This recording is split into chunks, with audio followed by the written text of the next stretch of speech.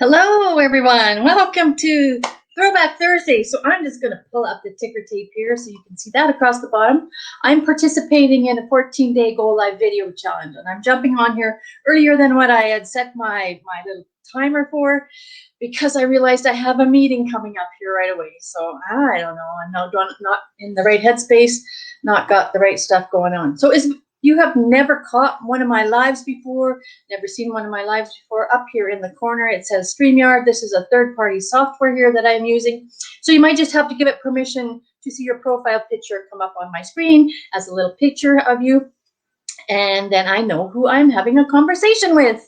So like I said, happy Thursday. Welcome to my Go Live Throwback Thursday. And this is going to be a little bit of an emotional one, possibly.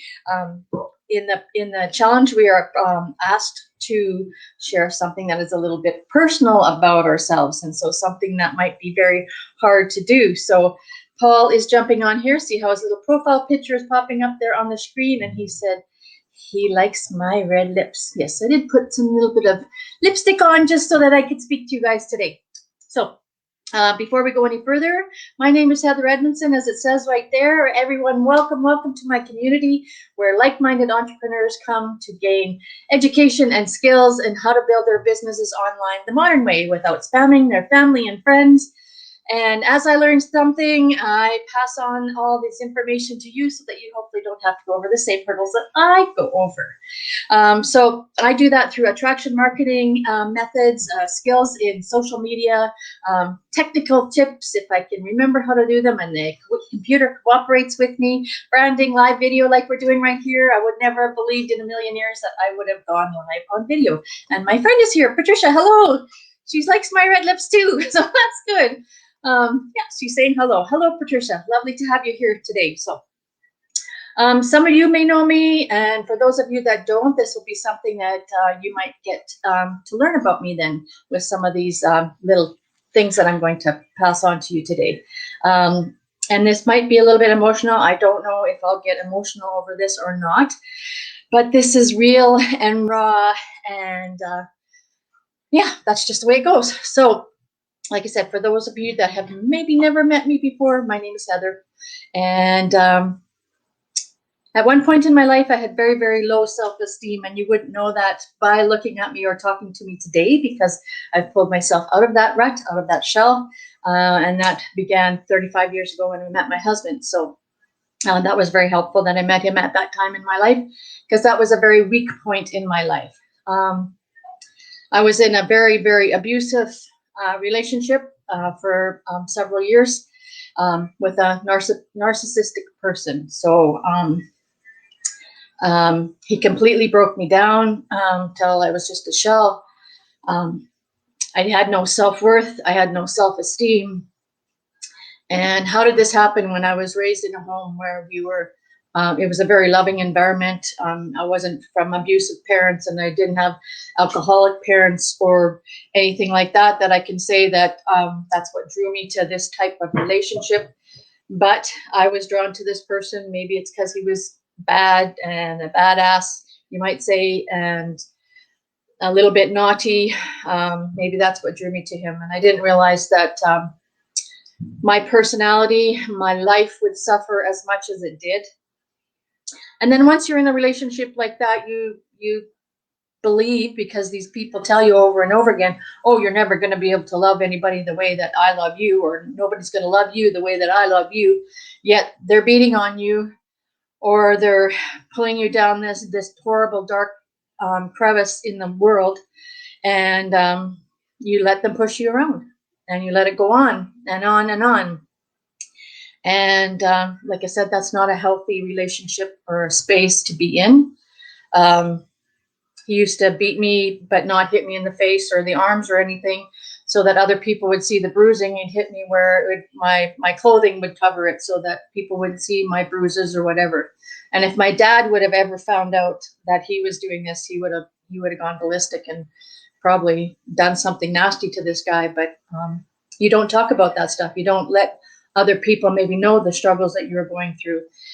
And it got to the point that before I decided enough was enough. I mean, you keep saying that you're going to leave them, and you keep saying that it's going to get better, or he'd beat you up and you'd have an argument, and then you say, oh, well, I'm sorry, I'll never do that again. And you know how it goes. You've probably read books or seen movies of what is it, women that are battered leave or try to leave something like 17 times before they actually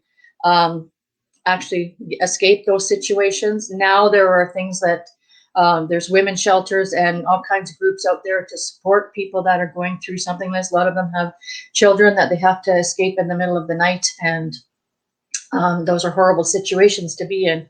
But I did get out of that relationship with the help of the police got involved. He chased me home a few times, and I had to run down back alleys and through people's yards and through people's hedges to try and get back to my mom and dad's place. Then he was waiting out in front of that place, and I'm sure if he would have had a baseball bat or something, he would have come after me with that as well. So not good situations. I never ended up in the hospital or anything like some women do, but it's not a pretty picture, and it's not something that I share with or pass along to too many people, because it makes you feel that you are less than something, that you aren't worth anything. Sorry.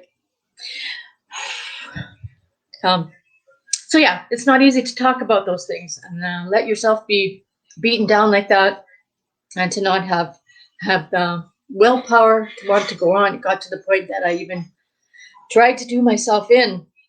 So that is not a good situation.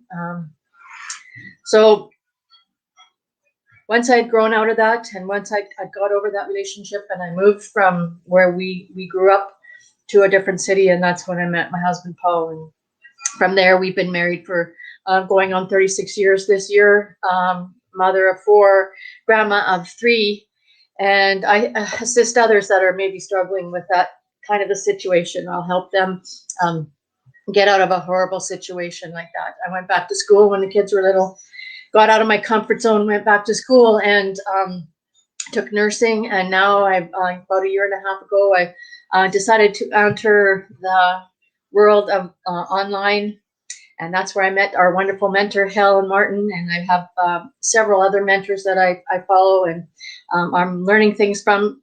So never stop learning. Expand your brain. That hopefully will prevent us from getting Alzheimer's or dementia. That when you stop learning, you stop growing. And when you stop growing, you're going to die. So I had a mentor say the other day, your comfort zone is your coffin. So get out there and learn to live life to the fullest. This is another little statement I want to leave you with today, something of inspiration for your day, to help you get on with your day, whatever time of the day it is for you. So don't be afraid to start over. This time, you're not starting from scratch. You're starting from experience. So there's lots of us out here that have gone through some major struggles in our life, and I'm here to help anybody that needs a kind ear to listen. I've been through some things, and I can add any kind of help that I'm able to. Sorry, Patricia, I was on a roll there. I didn't pull up your comments here. She said, yeah, a lot of us are attracted to those bad boys, and yes, they are dangerous. And she's given you a shout out. Polly said, glad you found Polly and got out of that situation. Yes, I am very happy and blessed that I found somebody that was able to help me move forward in my life and get out of that situation. So thank you.